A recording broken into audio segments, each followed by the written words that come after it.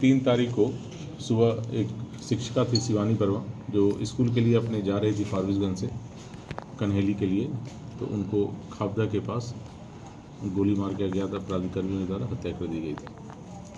इस केस में उनकी बहन के द्वारा लिखित आवेदन देकर एक जो शिक्षक थे उसी विद्यालय के शिक्षक उनको नामजद करते हुए उनको उन पर संदेह व्यक्त किया गया था कि इनके द्वारा ही पूर्व से परेशान किया जा रहा था, उसी में इनके द्वारा हत्या कर दिया गया। हम लोग के द्वारा जो टेक्निकल है और सीसीटीवी फुटेज वगैरह है उसके पूरी तरह अध्ययन किया गया। उनका अपराध कर्मियों को जाने का दिशा एवं उनके क्राइम करने के बाद भागने की दिशा में जो भी संभावित सीसीटीवी स्थल थे उस सभी का फुटेज निकाला गया। वो फुटेज का अवलोकन किया गया एवं पहचान करवाया गया। पहचान करने के क्रम में पहचान हुआ कि उसमें एक अपराध कर्मी को लोगों ने पहचाना और बताया कि ये मारूफ नाम का अपराध कर्मी है। मारूफ पेशक ताहिर जो रामपुर का रहने वाला है फारबिसगंज का, उसकी पहचान की गई। साथ ही साथ उसके साथ एक और मोहम्मद सोहेल पेशर फिरोज रेफरल अस्पताल रोड फारबिसगंज की पहचान की गई है। पहचान करने के उपरांत इन लोगों को गिरफ्तार किया गया है, अलग अलग जगहों से गिरफ्तार किया गया। गिरफ्तारी के उपरांत जब पूछताछ की गई तो इनके द्वारा स्वीकार किया गया कि हाँ, इन्हीं के द्वारा 3 तारीख को उस जगह पर जाके FZ यामाहा मोटरसाइकिल से वो गए थे और उनके द्वारा उस शिक्षिका की हत्या कर दी गई थी। पूछताछ में मालूम चला कि इन्हें हत्या जो करना था वो किसी और शिक्षिका का करना था। वहीं खापदा के बगल में ही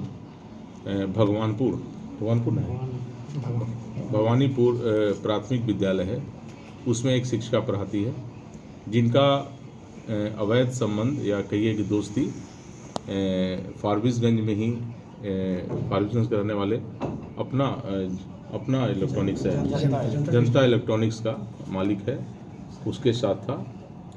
उसी की पत्नी के द्वारा ये राजा नाम के अपराधी है जो रामपुर का रहने वाला है, उसको सुपारी दी गई थी 2 लाख का कि हमारे पति को वो बातचीत दोस्ती रखती है, उसे रास्ते से हटाने के लिए।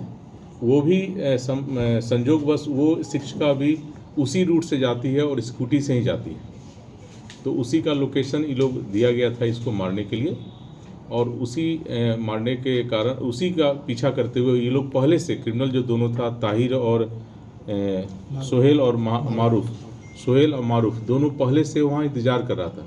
चूँकि जहाँ वो पॉइंट देखे होंगे वहाँ से दोनों स्कूल जाने का रास्ता है, तो वहीं पर पहले से इंतज़ार कर रहा था। जैसे स्कूटी आते हुए दिखा इसको लगा कि ये वही शिक्षिका है जिसको उसको मर्डर करना है, और इसने रोक के और उस पर गोली चला दिया और वो घटनास्थल पर ही मौत हो गई। इसमें दोनों शूटर जो हमारे थे उनको गिरफ्तारी की गई है। उनके स्वीकारोक्ति बयान के आधार पर घटना में जो प्रयोग किया गया था देसी कट्टा, उसकी बरामदगी की गई है। साथ ही साथ घटना में जितने भी मोबाइल यूज़ किए गए थे वो सारा बरामद किया गया है। घटना में जो मोटरसाइकिल यूज़ किया गया था FZ यामाहा, वह भी रामपुर से बरामद कर लिया गया है। और वो जो FZ था वो भी किसी अन्य व्यक्ति का था जो वहीं एक निजी अस्पताल में काम करता है, उसका मोटरसाइकिल था जिसे मांग के ले गया था ये क्राइम करने के लिए।